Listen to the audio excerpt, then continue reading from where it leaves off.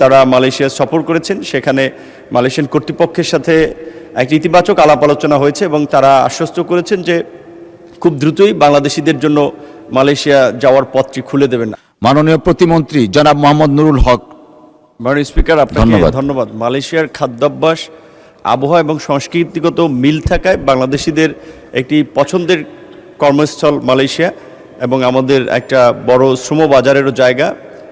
দীর্ঘদিন নানান কারণে সেখানে আমাদের যাওয়াটা খুব কমে গেছে।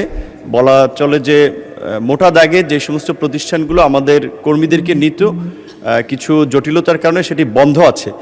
গত এই মাসের বিশেষ করে আমাদের সরকার দায়িত্ব নেওয়ার পর মাননীয় প্রধানমন্ত্রীর নির্দেশনায় 8 থেকে 11 এপ্রিল এই মন্ত্রণালয়ের দায়িত্বপ্রাপ্ত মাননীয় মন্ত্রী এবং মাননীয় প্রধানমন্ত্রীর উপদেষ্টা তারা মালয়েশিয়া সফর করেছেন। সেখানে মালয়েশিয়ান কর্তৃপক্ষের সাথে একটি ইতিবাচক আলাপ আলোচনা হয়েছে এবং তারা আশ্বস্ত করেছেন যে খুব দ্রুতই বাংলাদেশিদের জন্য মালয়েশিয়া যাওয়ার পথটি খুলে দেবেন। আশা করি এটি খুব দ্রুতই একটা ফলাফল আমরা পাবো, কিন্তু ওইভাবে নির্দিষ্টভাবে তো দিন তারিখ, যেহেতু এটা তাদের উপরে নির্ভর করে। আমাদের এই দিক থেকে আমরা প্রস্তুত, আমাদের প্রশিক্ষণ, আমাদের লোকবল রেডি, আমাদের যে অন্যান্য কাজ সেগুলো আমাদের সম্পন্ন। এখন ওখান থেকে সিগন্যাল পেলেই আনুষ্ঠানিকভাবে আমাদের দেশ থেকে প্রবাসী কর্মী যাওয়া শুরু হবে। মাননীয় স্পিকার, আপনাকে ধন্যবাদ।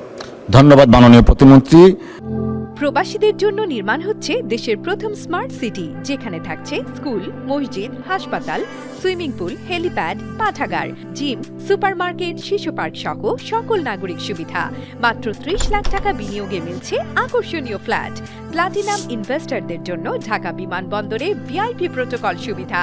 বিস্তারিত জানতে যোগাযোগ করুন স্ক্রিনে দেয়া হোয়াটসঅ্যাপ অথবা ইমো নাম্বারে।